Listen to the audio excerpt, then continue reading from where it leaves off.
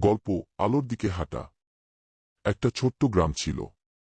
গ্রামের নাম কেউ তেমন জানত না, কিন্তু গ্রামের মানুষগুলো ছিল খুব সহজ আর পরিশ্রমী।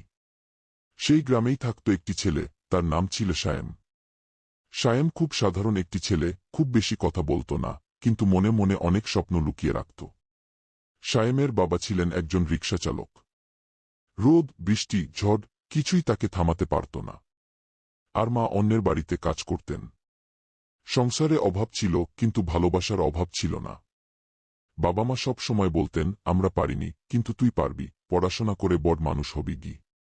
সায়েম দিনের বেলা স্কুলে যেত, আর বিকেলে ছোট একটা দোকানে কাজ করত। রাতে পড়াশোনা করত মাটির ঘরে বসে, কুপির আলোতে। অনেক সময় চোখ বন্ধ হয়ে আসত, তবু সে বই বন্ধ করত না। কারণ সে জানত, আজ কষ্ট না করলে কাল আলো আসবে না। একদিন স্কুলে বোর্ড পরীক্ষা হল। সায়েম খুব চেষ্টা করেছিল, কিন্তু ফল ভালো হল না। বন্ধুদের অনেকেই তাকে নিয়ে হাসাহাসি করল। সেদিন বাড়ি ফিরে সে খুব চুপচাপ ছিল। মা শুধু মাথায় হাত রেখে বলেছিলেন, হার মানিস না বাবা, সময় লাগলেও স্বপ্ন ঠিকই পূরণ হয় গি। কিছুদিন পর সায়েমের বাবা অসুস্থ হয়ে পড়লেন। রিকশা চালানো বন্ধ হয়ে গেল। সংসারের দায়িত্ব আরও বেড়ে গেল সায়েমের উপর।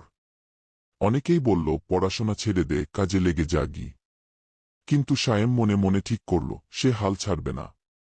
সে দিনে কাজ করত, রাতে পড়ত। শরীর ক্লান্ত থাকত, মন ভেঙে যেত, তবু সে নিজের স্বপ্ন ছেড়ে দেয়নি। প্রতিদিন আকাশের দিকে তাকিয়ে সে ভাবত, একদিন সে এই কষ্টের জীবন বদলাবে। সময় চলতে লাগল। আবার পরীক্ষা এলো। এবার সায়েম আরও মন দিয়ে পড়ল। পরীক্ষার দিন সে আল্লাহর নাম নিয়ে খাতায় লেখা শুরু করল। ফল বেরোনোর দিন পুরো গ্রাম যেন থমকে গেল, সায়েম প্রথম হয়েছে। মায়ের চোখে আনন্দের জল, বাবার মুখে গর্বের হাসি। সেদিন সায়েম বুঝল, সব কষ্ট বৃথা যায় না। বছর কয়েক পরে সায়েম পড়াশোনা শেষ করে আবার নিজের গ্রামে ফিরে এলো, শিক্ষক হয়ে। সে আজ গ্রামের ছোট ছোট ছেলে মেয়েদের পড়ায়।